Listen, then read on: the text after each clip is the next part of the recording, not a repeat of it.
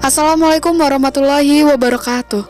Tabi pun, kami dari kelompok 5 akan mempresentasikan tentang mata kuliah metodologi pembelajaran kimia, yaitu analisis permasalahan pembelajaran kimia di SMA Negeri 1 Adului.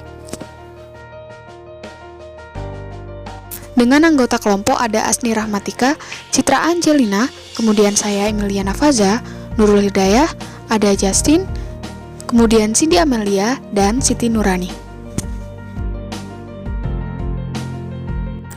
Apa saja tantangan pembelajaran di masa globalisasi?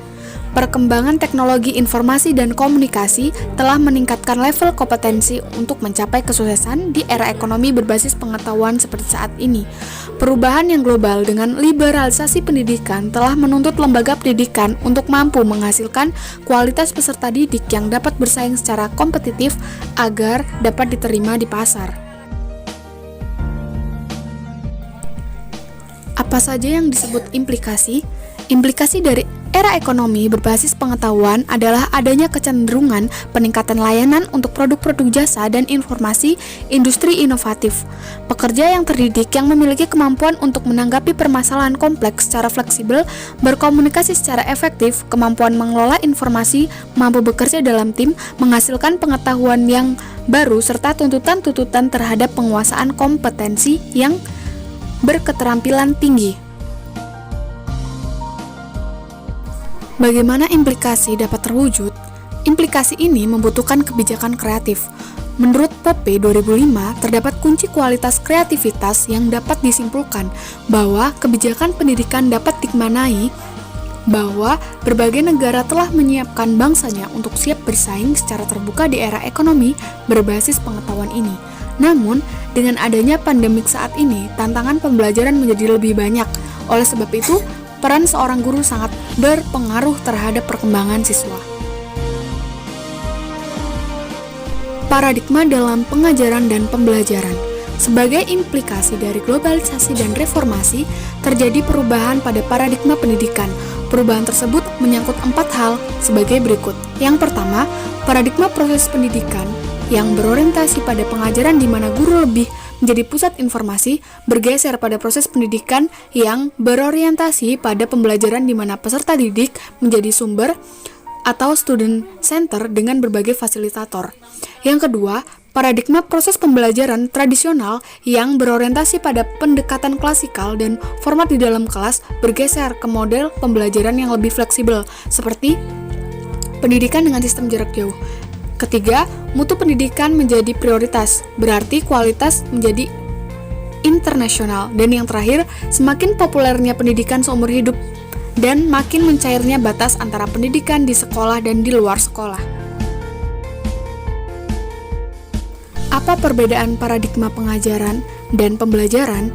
Paradigma pengajaran lebih memfokuskan pada peningkatan kualitas informasi, sedangkan paradigma pembelajaran fokus pada efisiensi dan efektivitas proses pembelajaran mengenai apa yang diketahui oleh peserta didik dan apa yang mampu mereka lakukan terhadap informasi baru. Pergeseran ini menurut para pengajar untuk belajar dan menemukan kembali sebagai sumber daya serta lingkungan pembelajaran yang terbarukan yang diharapkan dan dibutuhkan oleh dunia kampus beserta para mahasiswanya. Kemudian ada analisis pembelajaran. Analisis pembelajaran yang pertama itu, metode pembelajaran saat awal pandemi dilakukan 100% secara daring. Kemudian yang kedua ada metode pembelajaran untuk saat ini dilakukan secara kombinasi. Dan yang terakhir, praktikum dilakukan oleh siswa di rumah masing-masing. Paradigma pembelajaran berdasarkan analisis. Menurut analisis kami, praktikum seharusnya dilakukan secara offline, mengingat seluruh siswa SMA Negeri 1 Adului berasal dari kabupaten yang sama. Jadi jika ingin tatap muka, rantai penyebaran COVID-19 kemungkinan kecil untuk terjadi, tentunya dengan tetap mematuhi protokol kesehatan. Selain alasan alat dan bahan yang tidak memadai, praktikum online akan membuat siswa kurang mengerti dengan apa yang terjadi dalam praktikum tersebut. Padahal, praktikum sangat penting untuk pemahaman siswa. Jika kegiatan belajar dan mengajar saja dapat dilakukan secara kombinasi, harusnya praktikum dapat dilakukan secara offline. Berikut merupakan video saat analisis di SMA Negeri 1 Adului. Perkenalkan, saya Aprilia, NPM 20130230448, Program Studi Pendidikan Kimia dari kelas B. Saya sebagai perwakilan dari kelompok 6 yang beranggotakan 7 orang, yaitu Asni Ramatika, Citra Angelina Sinaga, Emiliana Faizah, Justin, Nurul Hidayah, Siti Nurani, dan saya sendiri, Cindy Amelia, akan melakukan wawancara kepada salah satu guru SMA yang mengajar kimia untuk menyelesaikan tugas kuliah metodologi pembelajaran kimia. Baiklah, di sini saya sudah bersama Bapak Temuryadi selaku guru kimia SMA. Baik, Bapak, bisa tolong perkenalkan diri?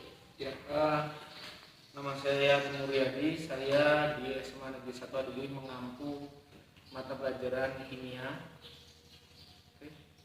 Baiklah, saya mau bertanya, bagaimana cara Bapak mengajar kimia pada masa pandemi COVID-19 sekarang ini? Ya, memang untuk pembelajaran di era COVID ini adalah suatu tantangan bagi guru. Kenapa saya bilang tantangan? Karena bagaimana kita sebagai guru pembelajaran jarak jauh.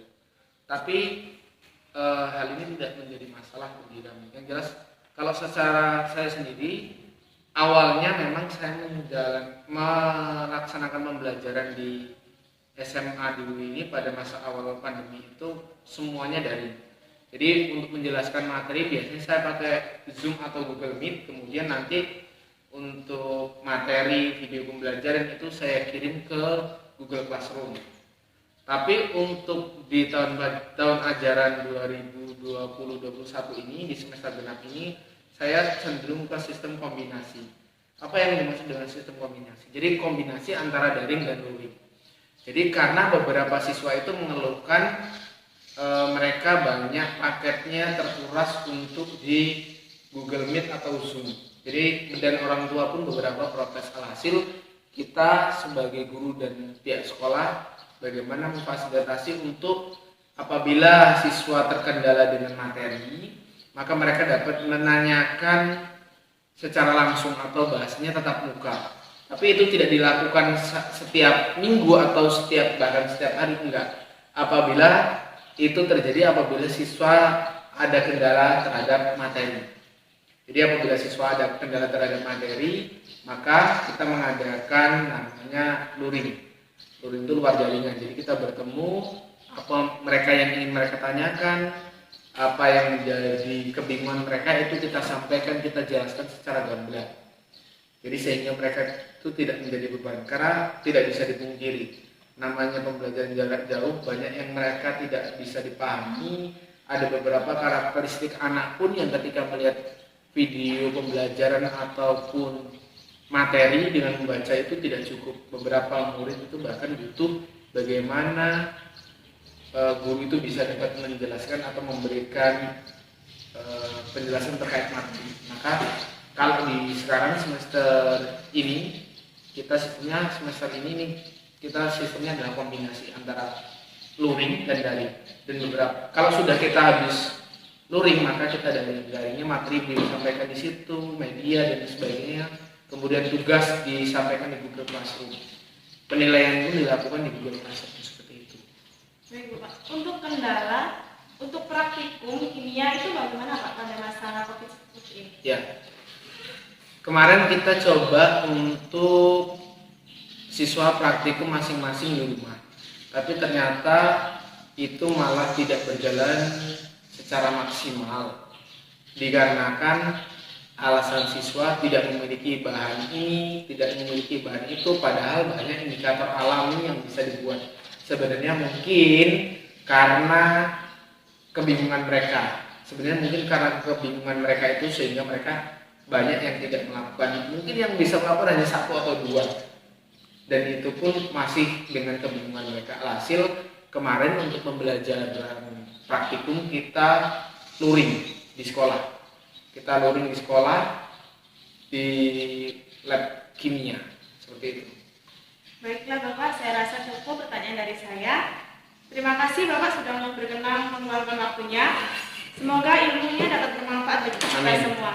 Saya akhiri. Wassalamualaikum warahmatullahi wabarakatuh. Waalaikumsalam warahmatullahi wabarakatuh. Cukup sekian presentasi yang dapat kami sampaikan. Kami akhiri. Wassalamualaikum warahmatullahi wabarakatuh. Tabi pun.